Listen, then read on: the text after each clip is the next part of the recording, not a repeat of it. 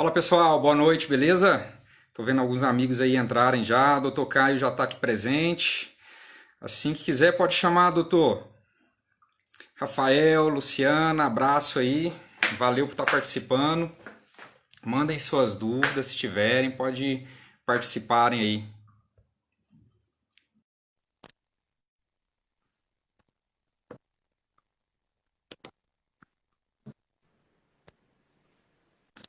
E aí, Oi, Danilo, Caio, boa noite. boa Beleza, noite. Caio? Tudo bem? Tranquilo, E você? sossegado, bom demais. Caio, primeiramente, obrigado pelo convite, viu? Eu sei que o tempo aí é muito corrido e eu sei que parece que hoje você ainda tem uma outra live, né? Às oito É e meia, às 7h30, na verdade. às 7h30, tá certo. Obrigado pelo convite, por ter aceitado, porque eu acho um tema de extrema importância, não apenas para a população de um modo geral, mas para profissional da saúde, né? Sim. A gente vai falar então sobre sono e como isso impacta de uma maneira em geral. Fazer a sua apresentação aqui, né? Esse é o Dr. Caio, ele é psiquiatra, especialista em sono e está aqui hoje para falar um pouco mais sobre isso, não só na psiquiatria, claro, mas de uma forma geral, porque os transtornos do sono estão em várias clínicas. Desde aquela hipertensão que às vezes começa no período noturno, falta de concentração, perda de rendimento, desde o infarto, que muitas vezes pode ser levado e aumentado a frequência por uma síndrome de obstrução do apneia do sono, né? Sim. Então é isso. Eu acho que o sono, falar um pouco da questão evolutiva, né, Caio? O sono está presente aí desde o início da evolução não só da humanidade, mas do ser vivo. Tem até um livro que eu li recentemente, o Porquê Dormimos, e lá fala, Sim. em relação à questão evolutiva, foi um grande salto para a humanidade quando o homem começou a dormir melhor. E isso aí significou um grande salto na evolução da humanidade. Então, assim, é uma coisa que está presente desde o início e não é à toa. E o que a gente percebe é que hoje as pessoas tendem, às vezes, a negligenciar o sono, não necessariamente falando de transtorno, mas existe até uma cultura no mundo aí corporativo que é o seguinte: o mais capaz é aquele que dorme mais tarde, acorda mais cedo, produz mais, às vezes dando a impressão que ficar acordado significa produção.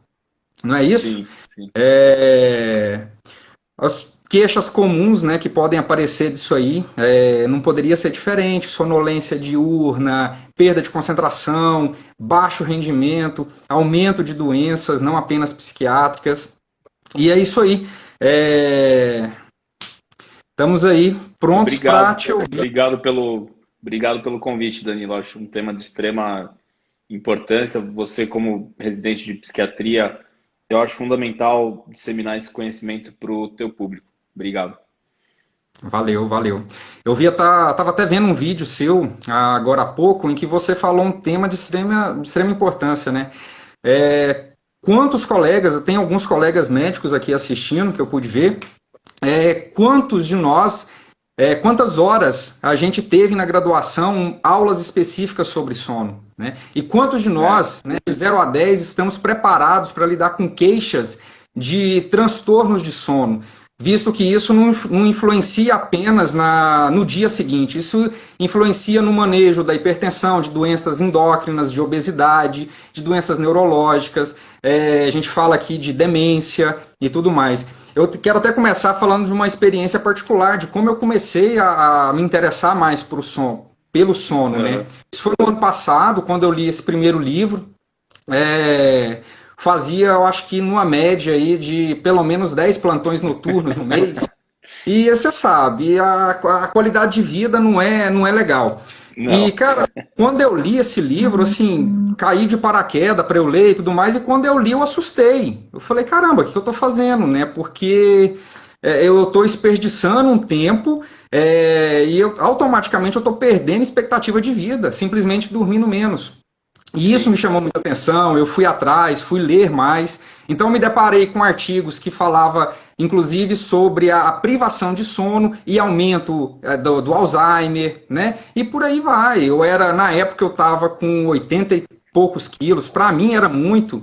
E assim, nunca conseguia perder peso, porque, poxa, inclusive a privação de sono aumenta a impulsividade, né? Você tende a comer mais Sim, no dia seguinte e por aí vai. sim, com É, certeza.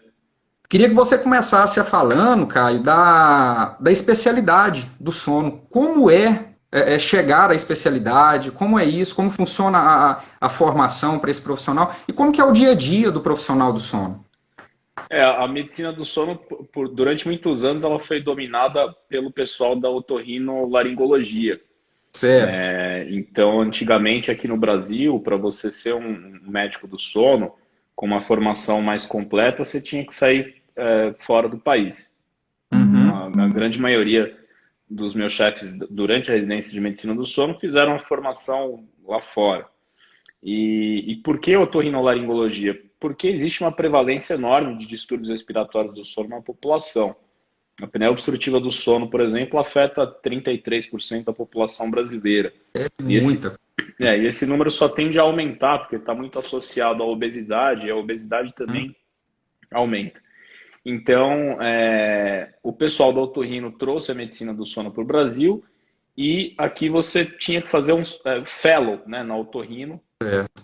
para atuar como médico do sono, mas uma atuação muito focada em distúrbios respiratórios do sono.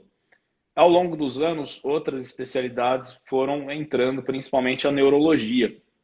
Então, quando o Instituto do Sono foi criado, por exemplo, a medicina do sono cresceu muito aqui em Uhum. São Paulo e no Brasil. Então, de 8, 10 anos para cá, foram criados os serviços de residência médica em medicina do sono, que hoje, pelo Conselho Federal de Medicina, não é reconhecida como especialidade médica, mas sim como área de atuação. Certo. Isso a gente acredita que ao longo dos próximos anos isso vai mudar, e inclusive existe uma proposta de aumentar esse tempo de residência de 1 para 2 anos. Por que isso? Porque durante a residência de medicina do sono, nós passamos por todas as áreas que lidam diretamente ou indiretamente com o sono das pessoas. Então, o residente ele passa pela cardiologia, pela pneumologia, pela neurologia, pela psiquiatria, pela Uhum. otorrino, pela pediatria, que são de fato as especialidades que você tem que ter antes de entrar na residência em medicina do sono. Não é uma residência de acesso direto. Certo. E o mais interessante durante a residência é que você, em vez de afunilar a sua área de atuação, né, você estudar uma coisa exatamente por Opa. conta desse contato com outras especialidades médicas. Interessante isso E, aí, hein? Porque e geralmente a não residência afunila, né?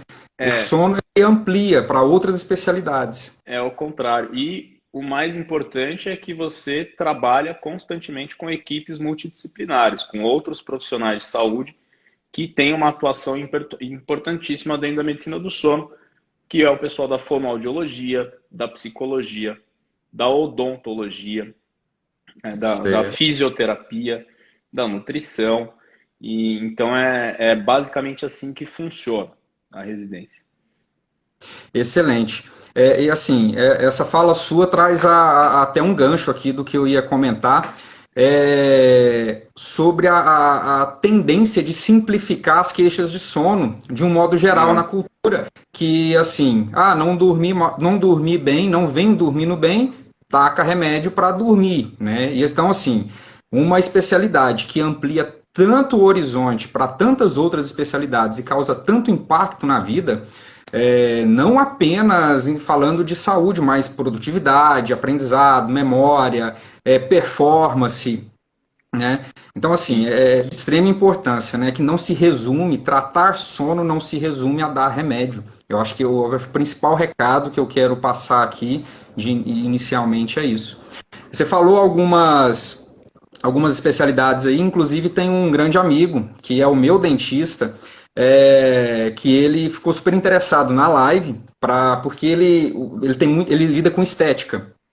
E ele fala que assim, muitos pacientes dele tem o bruxismo, né? E assim, então o cara vai lá, bota a lente de contato no dente e tudo mais, e se não tratar o bruxismo, infelizmente, o trabalho todo é perdido, né? E aí é uma área Sim. muito de conexão entre o odonto e o especialista em sono. Você poderia falar mais um pouco sobre isso aí? O bruxismo, a gente tem dois tipos de bruxismo, né? O bruxismo do sono e o bruxismo diurno. E muitas Uhum. vezes eles coexistem. Os dois tipos de bruxismo, eles estão muito relacionados a quadros ansiosos, tá? É muito comum pacientes que têm bruxismo serem pessoas muito ansiosas, não necessariamente com transtorno de ansiedade generalizada, mas são pessoas ansiosas. E o bruxismo diurno, o movimento, né, das arcadas, tanto da superior quanto da inferior, ele é basicamente vertical.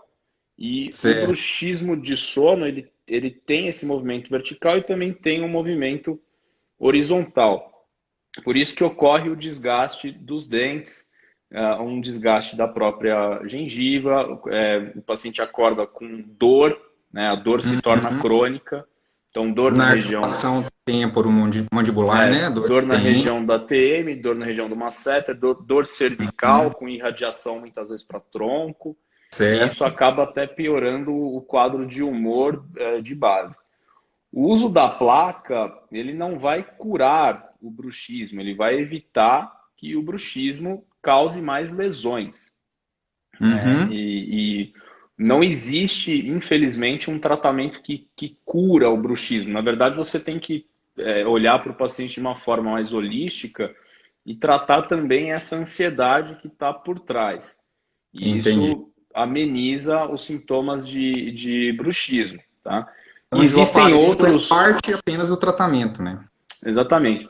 Existem outros tratamentos que estão sendo pesquisados mais intensamente nos últimos anos, como, por exemplo, o Botox. Alguns antidepressivos, principalmente inibidores seletivos de recaptação de serotonina, eles também podem ser utilizados, porém, tem muitas dessas medicações podem causar bruxismo também. Nossa, é complicado. É a questão de individualizar o tratamento, né? O que às vezes vai É, funcionar para um, não funciona para outro. A importância isso. do acompanhamento com um especialista. E a gente tem que ver também, além da parte do humor, né, se existem outros transtornos de sono que podem agravar o quadro de bruxismo, principalmente a apneia obstrutiva do sono. Certo. Então é interessante você investigar nesses pacientes outros transtornos de sono comórbidos, porque eles precisam ser tratados, porque senão uma coisa vai piorando a outra. Entendi. Aproveitando aqui o gancho que você falou da ansiedade, a Luciana Souza acabou de perguntar se seria considerado uma insônia o fato de não ter a dificuldade para adormecer. Então, ela consegue adormecer, mas tem um sono completamente conturbado, como se a mente ficasse funcionando, enfim. Se seria com sonos angustiantes, se seria considerado uma insônia. Insônia, por definição, é uma dificuldade de iniciar, uma dificuldade de manter ou um despertar precoce, acordar antes do horário habitual, ou pode ser uma junção, né, Certo. dessas três situações, mais as repercussões diurnas da insônia, que são alterações de humor, fadiga, cansaço, sonolência excessiva diurna, as dificuldades de memória e concentração, que são dificuldades cognitivas. Quando a gente fala de criança, se cria uma resistência com o próprio ato de dormir, uma resistência de ir para o ambiente de sono, e uma preocupação, isso é o principal Uhum. sintoma da insônia crônica, uma preocupação com o próprio sono. Ou seja, será que eu vou dormir? Será que eu vou conseguir dormir? Se eu não conseguir dormir de novo, isso vai acontecer amanhã, eu vou Uhum. brigar com alguém, eu vou perder o meu emprego e por aí vai. E essa sensação de sono insuficiente. Um fato, Entendi. e esses sintomas, para ser considerado uma insônia crônica, eles têm que estar presentes por pelo menos 3 vezes na semana, por pelo menos 3 meses.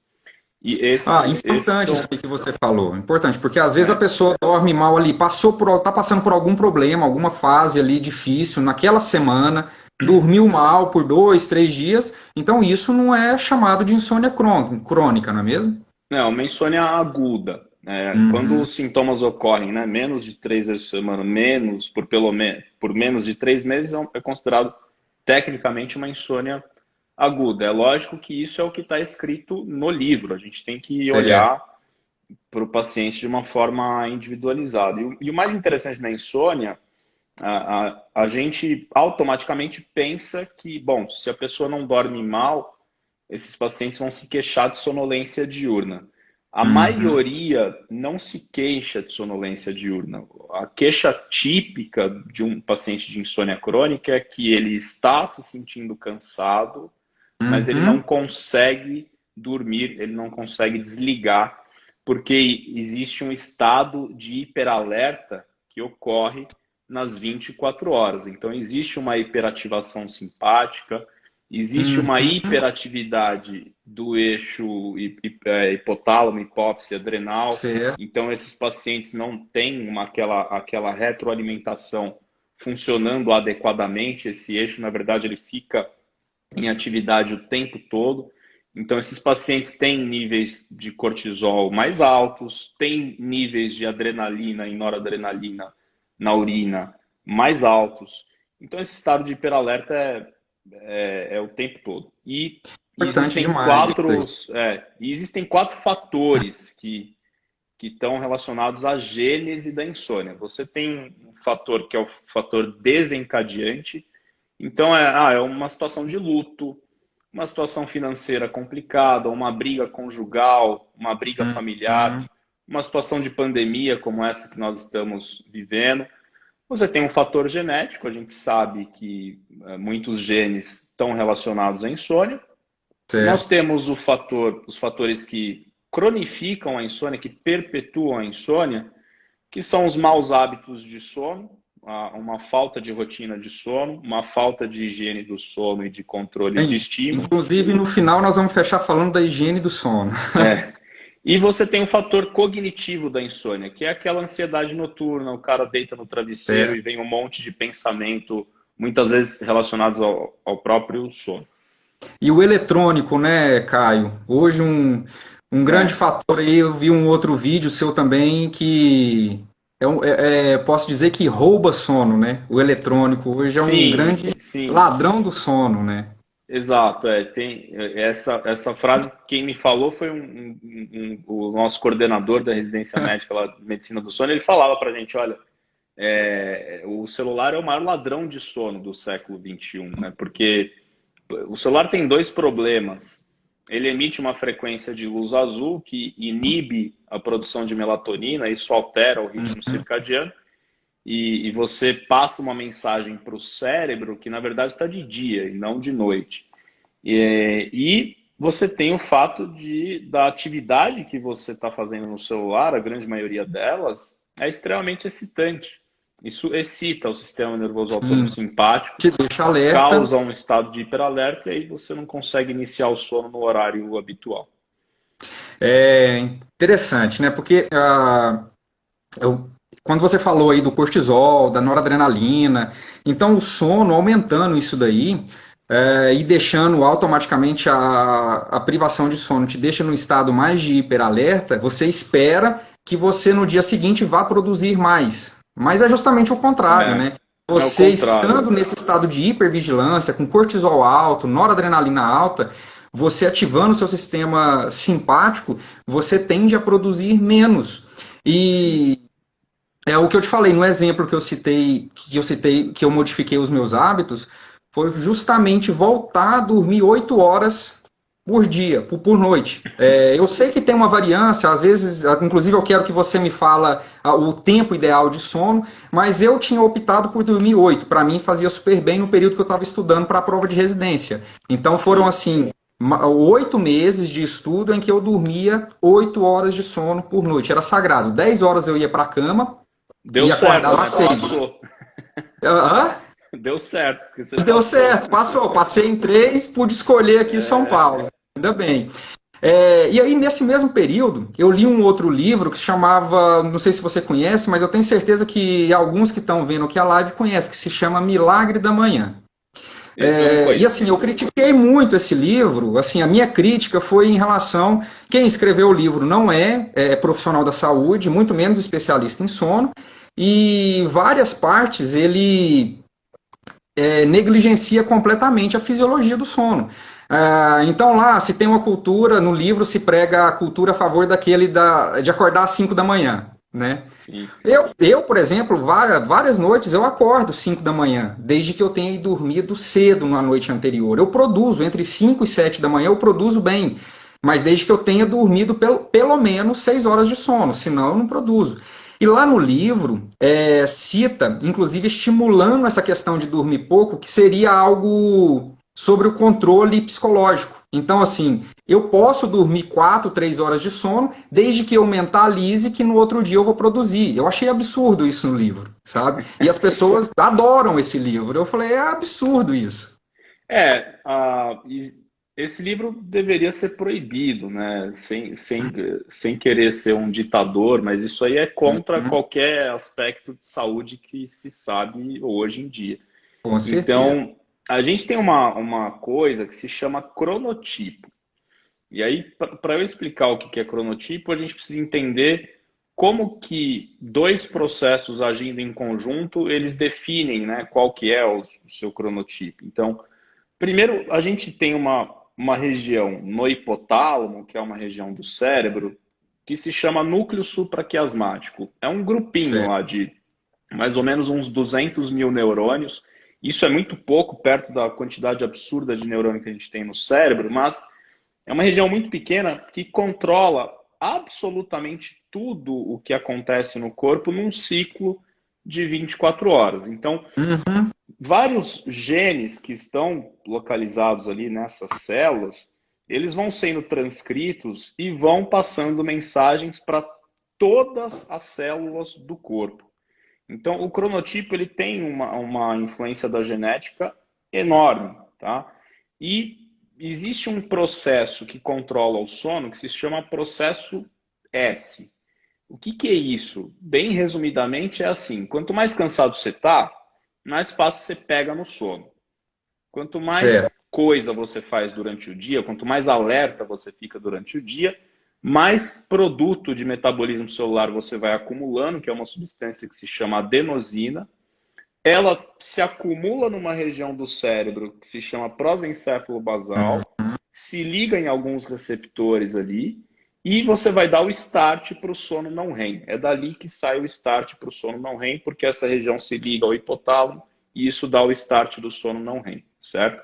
E E o é processo justamente C, nesses receptores da adenosina que o café se liga, né? exato, eles antagonizam esses receptores e a pessoa fica alerta. E aí você Uhum, tem o processo C, que é o processo circadiano, que o grande maestro químico dele não é a adenosina, mas é a melatonina produzida certo. pela glândula pineal na ausência de luz. Então, esses dois processos agindo em conjunto, junto com essa questão genética da atuação do núcleo supraquiasmático, você vai criar um cronotipo. Então, você tem as pessoas mais diurnas, você tem as pessoas mais noturnas, você tem os dormidores mais longos, os dormidores mais curtos. Então, existem variações da normalidade.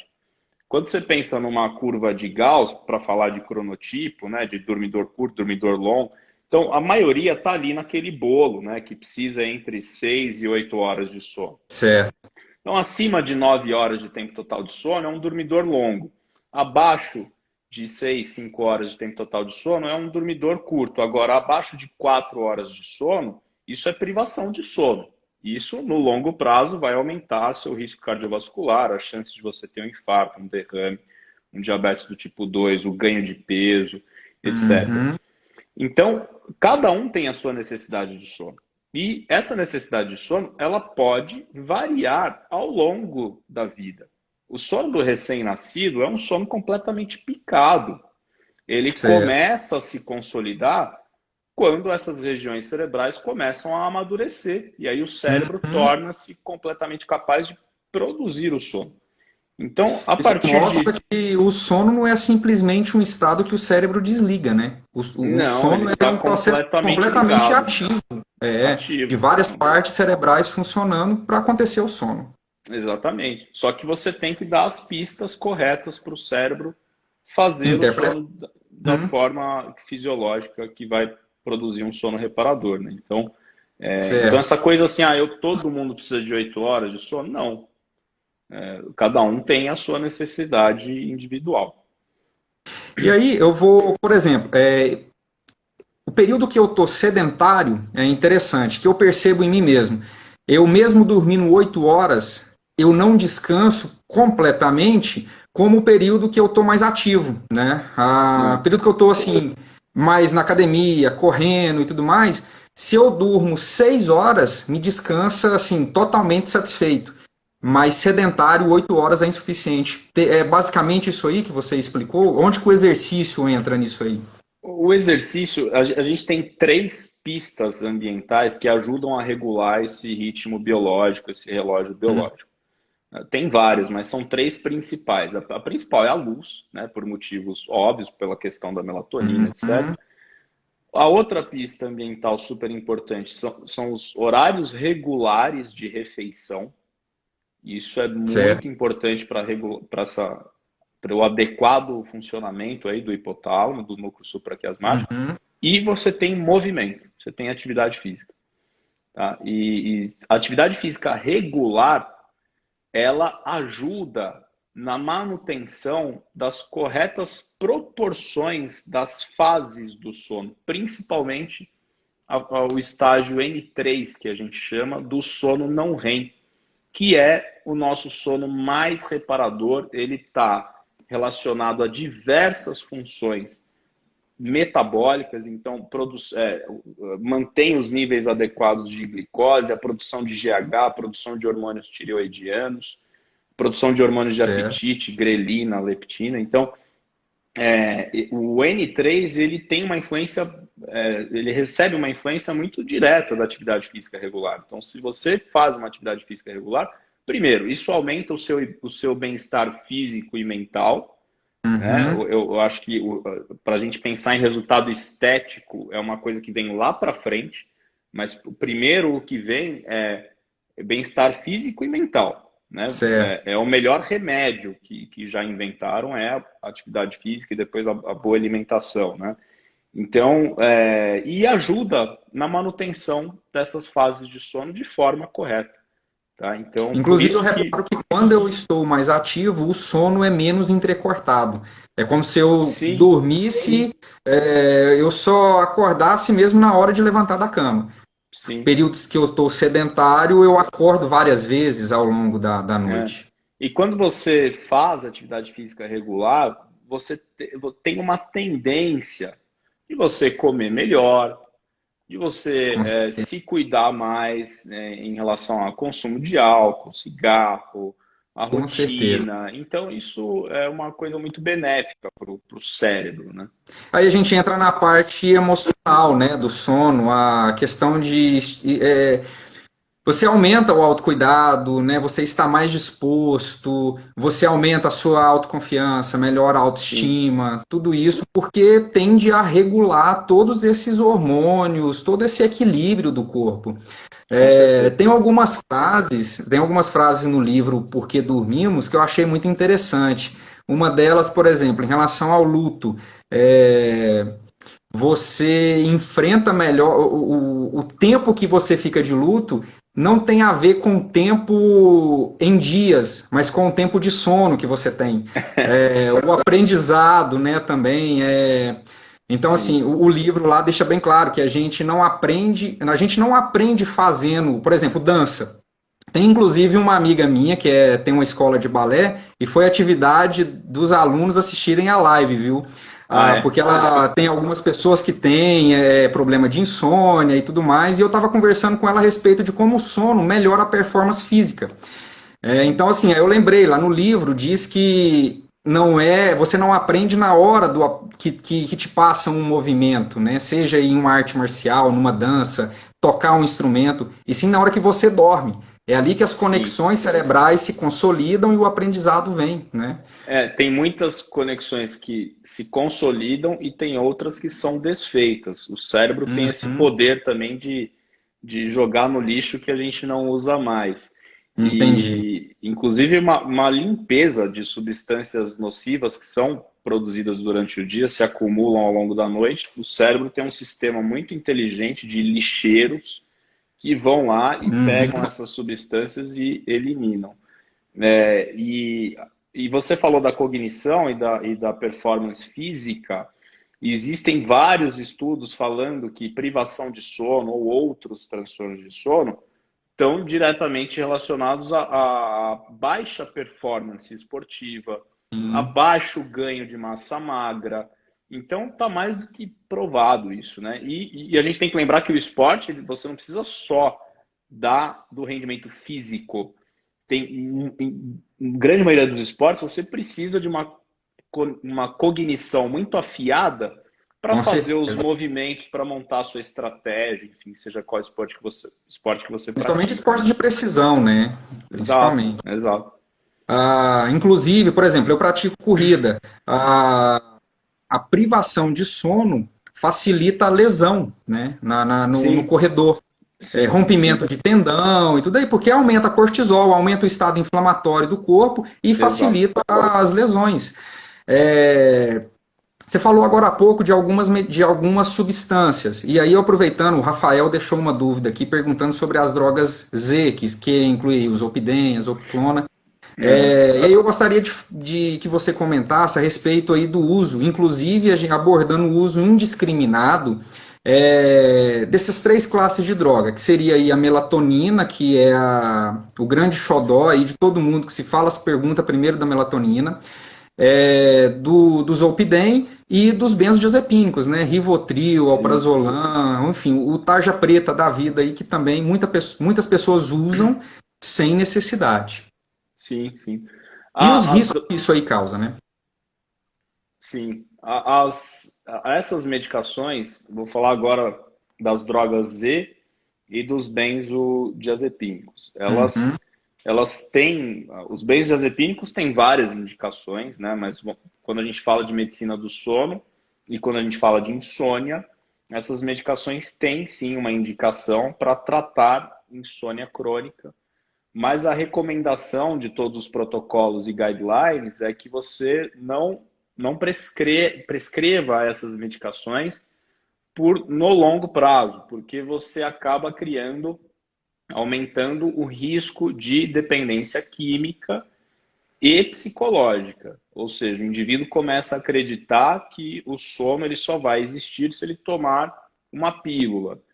E, entendi. e a dependência química, todos aqueles critérios de dependência química que são iguais para qualquer substância com potencial de abuso. Então, a pessoa Uhum, perde o controle sobre o uso, se cria uma tolerância, né? Doses cada vez maiores para atingir o mesmo efeito, tem um prejuízo econômico, social. Se você retira abruptamente a medicação, você tem crise de abstinência, que pode variar desde uma crise simples, né, com alterações de humor, até crises mais graves com quadros uhum, convulsivos. Então, elas precisam ser prescritas em pacientes que estão muito sintomáticos, tá? E pacientes que têm insônia de tempo total de sono curto, menos de 6, 5 horas de tempo total de sono. Por quê?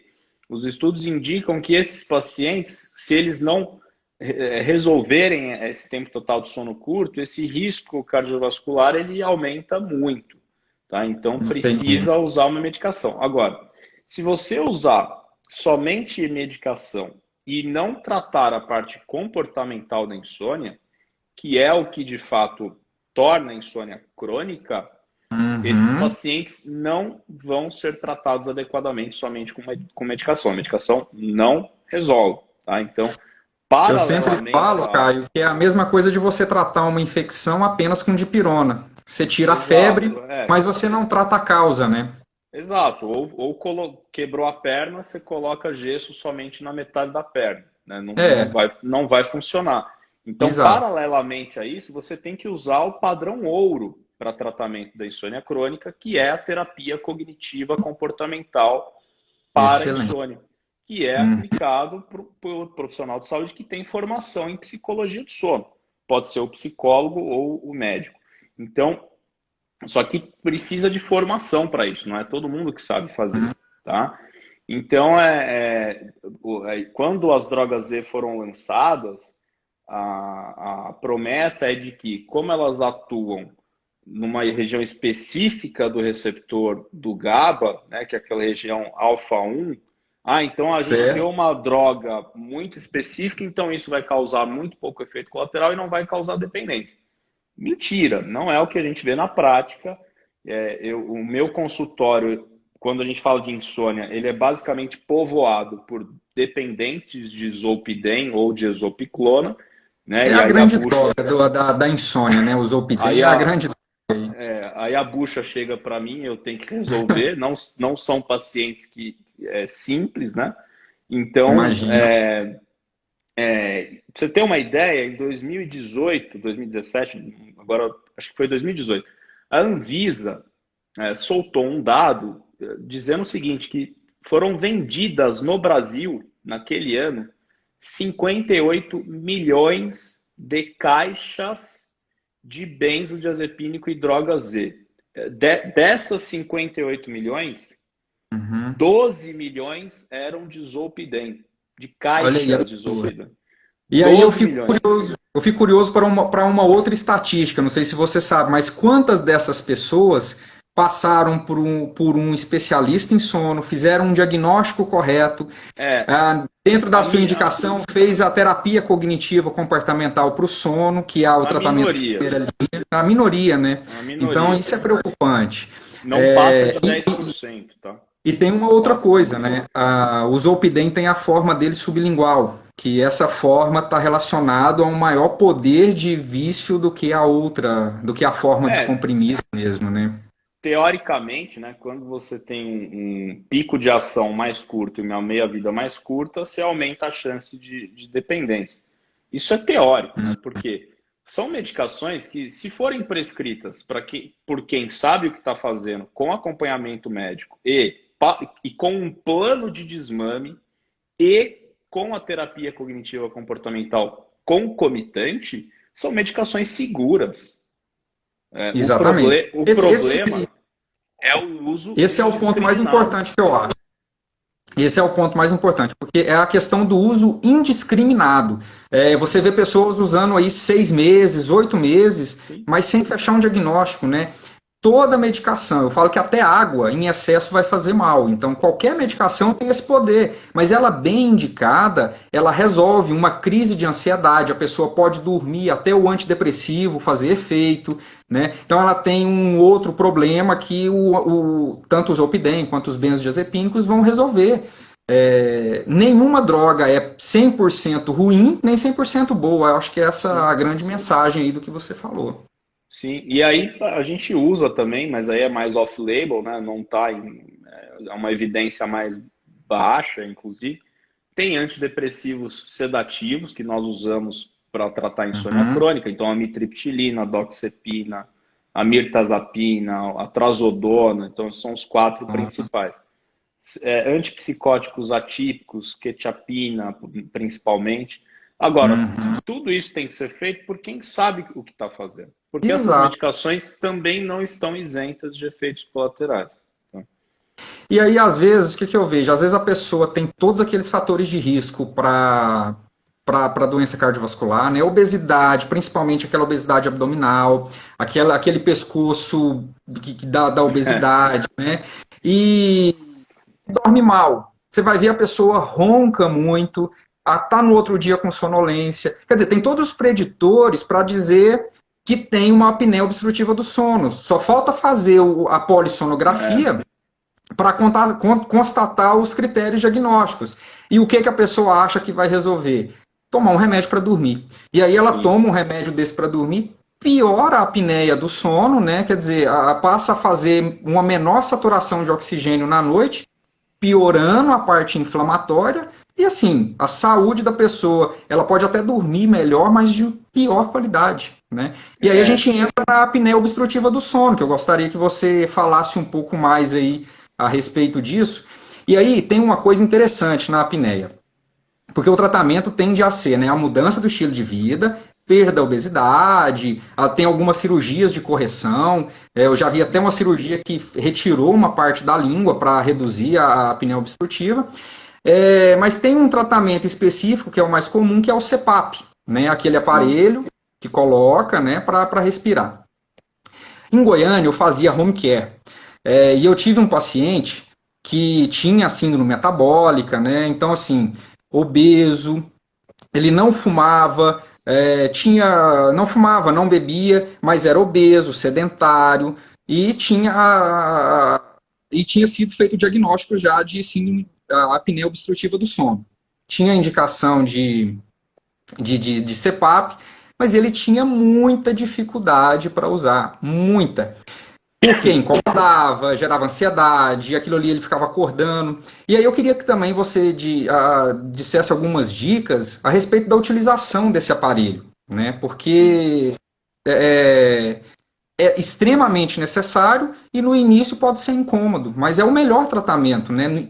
Principalmente no início para esses pacientes. O que é a apneia obstrutiva do sono, né? Então, é uma doença, como o próprio nome diz, né? Ela acontece durante o sono, mas essas consequências, elas são, como qualquer transtorno de sono, são diurnas também, não só Uhum, noturnas, né? Então, são paradas respiratórias durante o sono e elas ocorrem porque nós temos a nossa via aérea superior é um tubo e existem forças que ficam fazendo com que esse tubo feche, só que tem um outro vetor de força que faz com que esse tubo fique aberto. Esse tubo uhum, fica perde. Quando a apneia do sono ocorre, é porque existe um desequilíbrio dessas forças. E aí a via aérea entra em colapso. E isso gera dessaturação de oxigênio, gera uma hipercapnia, que é a elevação de gás carbônico no sangue. Essa hipercapnia manda uma mensagenzinha lá para o nosso centro respiratório, que manda uma mensagem para o cérebro dizendo assim: olha, você tem que acordar porque você está parando de respirar. E aí você gera uma fragmentação do sono e essa hipóxia intermitente vai gerar estresse oxidativo, inflamação endotelial, etc, etc. Então, e é uma doença que, quando a pessoa não ronca, porque não é todo mundo que tem apneia que ronca, e não é todo mundo que ronca que tem apneia, e a se a informação pessoa importante isso daí. e se a pessoa mora sozinha, é pior ainda, porque ela não vai dizer para você, não sei se eu ronco, né? Então é uma doença que em muitas pessoas ela é silenciosa. Para você ter uma Uhum. ideia, o tempo médio de diagnóstico de apneia obstrutiva do sono gira em torno de 10 anos. Então Nossa, a quando gente está. chegar, na verdade é quando chega as consequências que vai diagnosticar a apneia, né, do sono. Exato. Então a gente está falando de uma doença que afeta 32% da população brasileira, que afeta 1 bilhão da população mundial e 90% dessas pessoas não sabem que tem apneia obstrutiva do sono. Como a principal causa é a obesidade, Uhum. então a base do tratamento para a grande maioria dos pacientes é a mudança de estilo de vida. E Certo. o tratamento de comorbidades, inclusive do sono, né? Por exemplo, a apneia obstrutiva do sono e a comorbidade de insônia é extremamente prevalente. Os sintomas, né, que o paciente sente, eles variam muito. Sonolência excessiva diurna é o principal. Outro sintoma, aumento da frequência urinária no período noturno. Outro Entendi. sintoma, déficit de memória e de concentração, alterações de humor, depressão.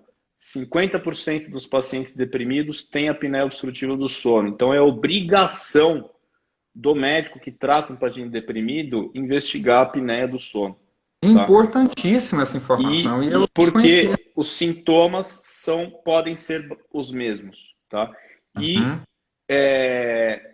o que a gente está falando de uma doença que tem uma consequência muito grave para o corpo. A base do tratamento é a mudança de estilo de vida, mas dependendo do grau da apneia, você precisa fazer outras coisas. Se a causa não está diretamente relacionada à obesidade, mas está relacionada a alterações anatômicas de via aérea superior, então um paciente que é retrognata, um paciente que tem Uhum.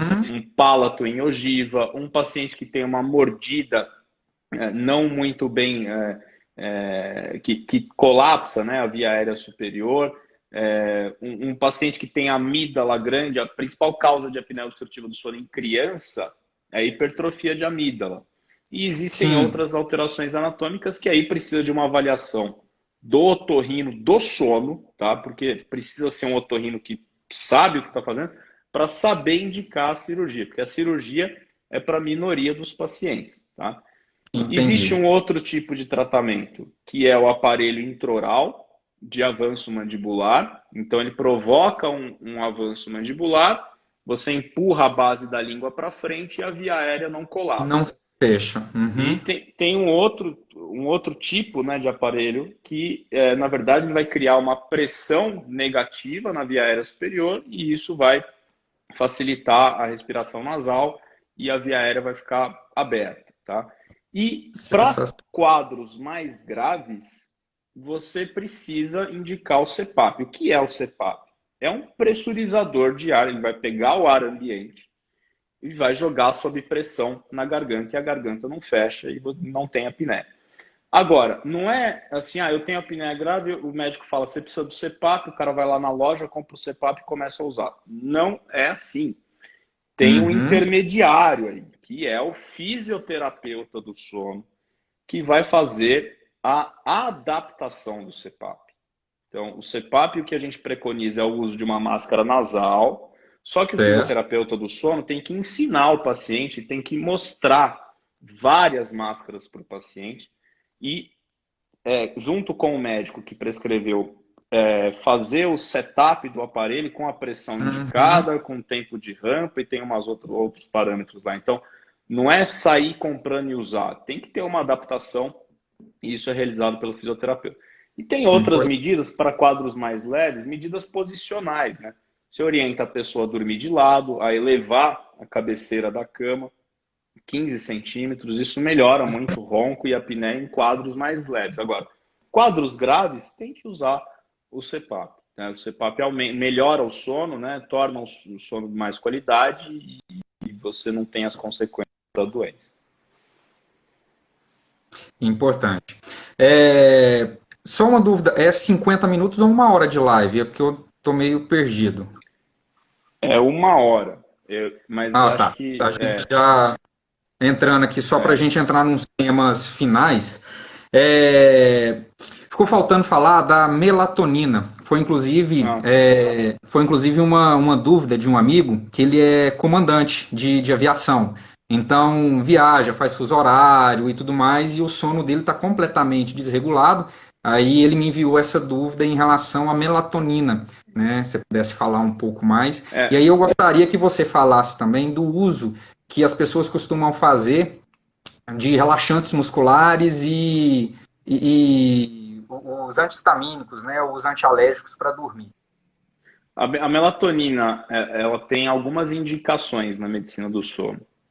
Uma delas é o transtorno comportamental do sono REM, uma doença do sono neurológica, né?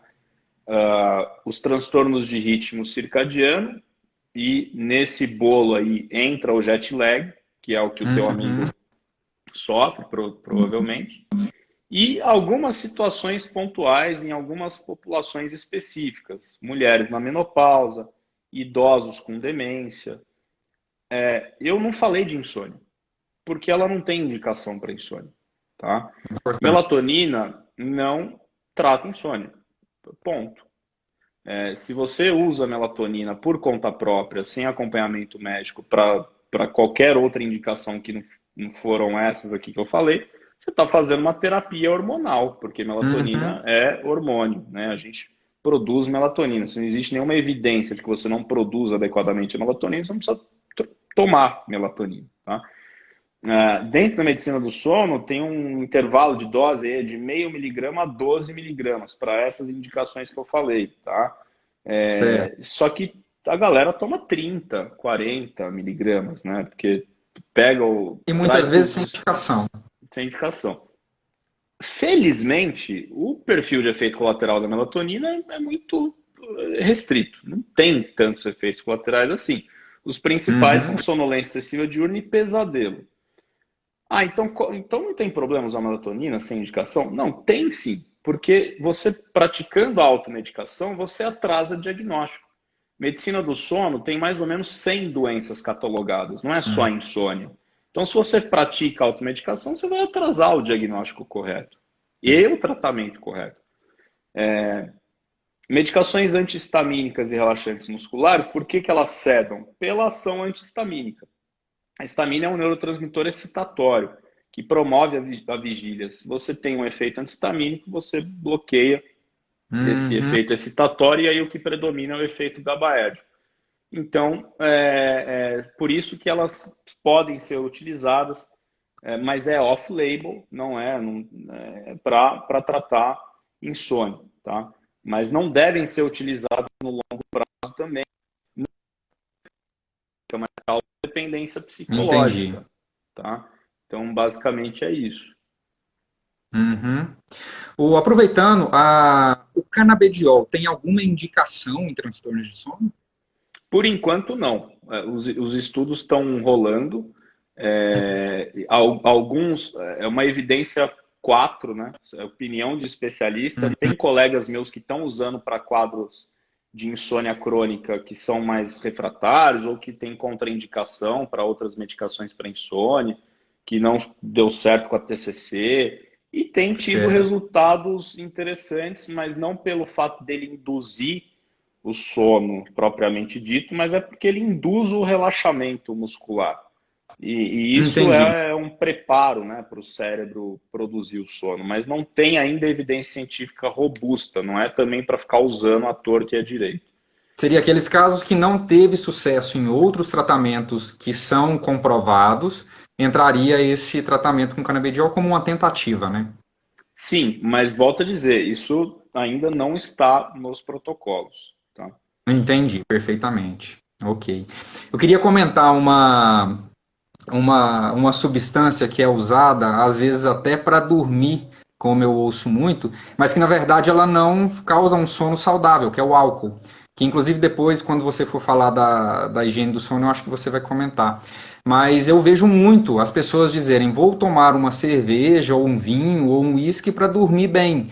E realmente elas bebem e dormem, né? Mas pelo efeito sedativo, como o álcool tem um efeito sedativo, e a gente falou no início, né, que o sono é um processo ativo, essa sedação tira justamente esse processo ativo do dormir. E o cérebro não funciona, né? Muda inclusive as ondas cerebrais, a pessoa não entra em algumas fases do sono, e isso aí acaba, apesar dela dormir, é como se ela não tivesse dormido na prática, né? Não é isso mesmo?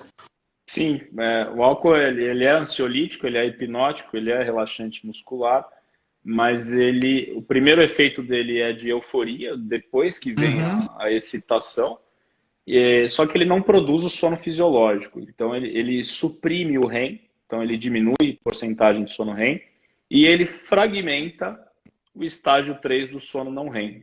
O estágio 3 do sono não REM é o sono de ondas lentas, de ondas delta, uma Certo. amplitude alta e uma frequência lenta. O álcool vai lá e coloca um monte de onda rápida no meio dessas ondas lentas. Isso gera uma fragmentação do sono e aquela sensação de cansaço quando você acorda, independente da quantidade de horas que você dormiu. Olha aí, importante. Bora falar um pouco sobre a higiene do sono, a importância disso aí no dia a dia. Sim. Higiene do sono e controle de estímulos são conjuntos, né, de técnicas que não é nenhuma novidade, né? Isso vem da década de 70 e 80, só que é pouco divulgado. Então, a primeira coisa é você verificar como é que é o seu ambiente de sono. A temperatura é adequada para você dormir? Não pode ser nem muito frio, nem muito calor. Sensibilidade à Uhum. temperatura é muito individual. É escuro, é silencioso, o colchão é confortável. O quarto ele não pode virar um ambiente de refeitório, de resolver problema, de trabalhar. O quarto ele só serve para dormir e para atividade sexual, ponto final. Porque o cérebro ele aprende por associação. Se ele associar o teu quarto a um processo ativo, você não vai dormir, tá? Então, o quarto ele é o ambiente de sono, tá? Uma outra coisa importante, fixar o horário de acordar. Porque independente da quantidade de horas que você conseguiu de sono, você acordando sempre no mesmo horário, você regula com mais facilidade o teu relógio biológico. Vamos supor que você teve uma noite mais difícil, conseguiu dormir somente ali 5, 4 horas, mas continuou acordando no mesmo horário, você vai ficar mais cansado no dia seguinte, vai ser mais fácil você dormir no dia seguinte, aí o ciclo se repete. Acordou no meio da noite, está com dificuldade para dormir, você tem que sair do quarto. Não pode ficar brigando com o travesseiro ou pegar no celular, ficar olhando o relógio, porque isso vai alimentar a ansiedade noturna e vai alimentar a insônia. Tá? Tem que ir para a cama para iniciar o sono somente quando estiver com sono. Não é para ir para a cama sem sono, porque isso também alimenta a insônia. O consumo de estimulantes durante o dia, principalmente café e chá preto, ele tem que ser moderado. Tá? A sensibilidade à cafeína também é muito individual, não existe uma quantidade adequada. Né? O que a gente, em geral, recomenda é de 3 a 4 xícaras de café por dia, sendo que a última xícara, idealmente, não pode passar ali das 4, 5 da tarde. Mas isso é muito individual. Geralmente, eu não passo nem das 3. Antes das 3, eu tomei a última xícara minha. Diminuir exposição à luz artificial no período noturno, principalmente de telas. A televisão é um pouco relativo, porque tem gente que só dorme com televisão, então isso é negociável, vamos dizer assim. Manter horários regulares de refeição, manter atividade física regular, e de preferência, né, não muito próximo do horário de dormir, porque se você faz uma atividade física extenuante à noite, provavelmente você vai ter uma insônia inicial. E manter a rotina, não fazer compensações, não fazer cochilos muito longos de 3, 2 horas no período da tarde. O cochilo ele tem que ser curto, de preferência uma vez por dia só. 20 a 30 minutos está ótimo, isso repara. Esse do cochilo é interessante. No livro Por que Dormimos, ele faz uma comparação, né? É como se a gente acumulasse as informações do dia num pendrive. Então, você acorda, faz as suas atividades ali ao longo do dia, precisa acumular alguma informação, você vai para o pendrive. E aí, nesse pequeno cochilo, que seja 20 minutos depois do almoço, é como se você esvaziasse o pendrive e jogasse para o HD, para depois à noite consolidar a memória, né? Sim, o cochilo diurno ele é benéfico, né? Mas é um só. E tá bom. E não pode passar de 20, 30 minutos, porque se você passar, você entra nas fases mais profundas do sono e fica muito difícil de acordar. Tá? Então, a higiene do sono e controle de estímulos é isso. Agora, se nada der certo, mesmo seguindo isso tudo, você precisa procurar ajuda especializada, porque provavelmente tem que fazer mais coisa, né? Eu acho que a higiene do sono agora, principalmente nesse período, é importante, né? Porque esse período da pandemia, querendo ou não, ele influencia diretamente no impacto do sono, né? Você poderia falar um pouco mais sobre isso? Principalmente pela perda de pistas ambientais, aquelas 3 que eu falei. Então, as pessoas estão se expondo mais à luz artificial, elas estão fazendo menos atividade física e elas não estão mantendo horários regulares de refeição. Isso dessincroniza o relógio biológico e aí a pessoa fica com uma rotina de sono irregular e com sono de má qualidade. Por outro lado, durante a pandemia, as pessoas que eram privadas de sono e tiveram a oportunidade de fazer home office, elas melhoraram, porque elas ganharam horas de sono e elas conseguiram fazer uma rotina melhor. Então eu vejo esses dois lados da pandemia. Tem um lado muito ruim e tem um lado muito bom, que os privados de sono eles conseguiram dormir melhor, né? Excelente, agora, se você não tiver higiene do sono e controle de estímulo, no longo prazo, seu sono vai piorar de novo. Então, não tem jeito. Né? Com certeza. E, Caio, tá faltando 30 segundos para acabar. Eu quero que depois você grave um vídeo para mim, dizendo os colegas médicos que quiserem aprofundar o estudo, você faz cursos, né, e tudo mais, deixa para eu postar no meu Instagram. Eu te agradeço muito. Tá faltando 5 segundos. Eu vou encerrar e porque senão ela acaba. E a gente, eu te chamo Obrigado, aqui de pessoal.